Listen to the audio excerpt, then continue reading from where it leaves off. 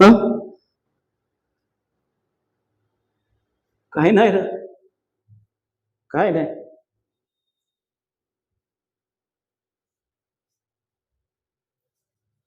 अरे काय बी नाही. खरंच काय नाही रे. शांत बसलोय थोडा वेळ जरा.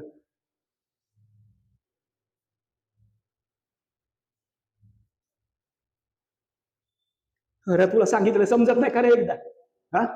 जा ना तुझ्या कामाला जा ना. शांत बसू दे जरा मला. एकट्याला सोड.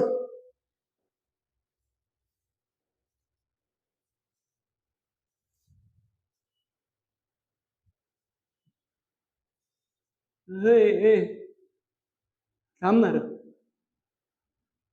बस ना 2 मिनिटं बस ना.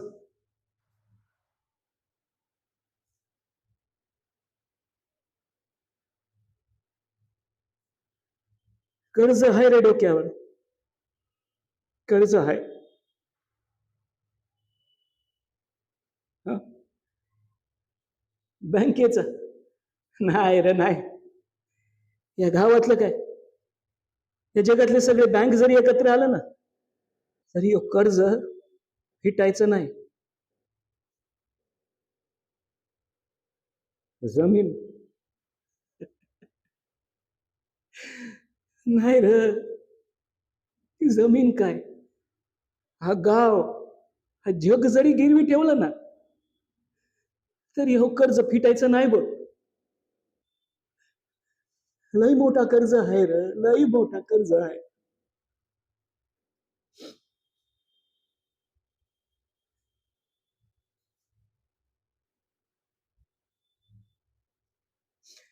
बा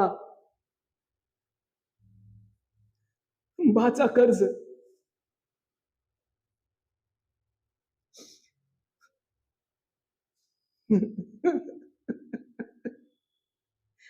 बाचं कुठलं कर्ज? अरे हाच तर प्रॉब्लेम आहे ना रे. बा एवढा कर्ज आपल्या डोक्यावर कुणाचाच नसतो रे. काय नाही केलं बानं आपल्यासाठी. तर हाताच्या फोड्यासारखं आपल्याला जपलं रे. आमची समद्यांची कांक्षा पूर्ण केली त्यानं. अरे माझी हर एक इच्छा पूर्ण करण्यासाठी स्वतःच्या इच्छा आकांक्षाचं श्राद्ध घातलं त्यानं. आणि तू म्हणतो बाचं कुठलं कर्ज?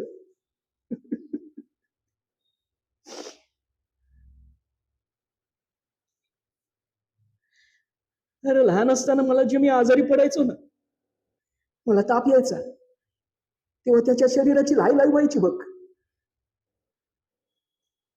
मला झोप लागावी म्हणून रातभर तो जागा राहून माझ्या डोक्यावर पट्टी ठेवायचा.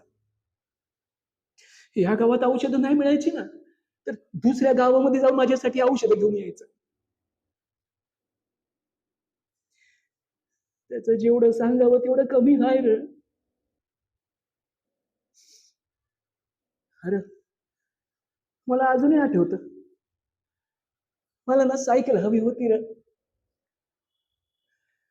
म्हणून त्याने सायकल आणून दिली मला. सायकल चालवताना मी पडू ना म्हणून माझ्या बरोबर पळायचा बघ तो. धाप लागायचा, अख्खं शरीर त्याचं घामाने वलवायचं रे. जाऊन तर पडून आपलं डोकं पडून घेतलं त्याने. पण पण मला पडू दिलं नाही रे त्याने. मला पडू दिलं नाही.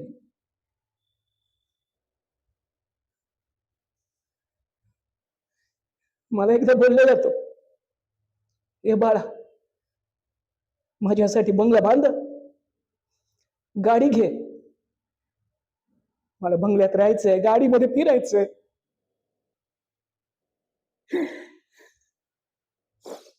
बांधला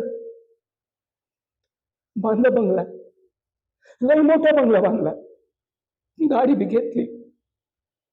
एक नाही, दोन दोन गाडी घेतली. पण बंगल्यात राहायला आणि गाडीमध्ये फिरायला बा नाही राहिला रे, बाच नाही राहिला.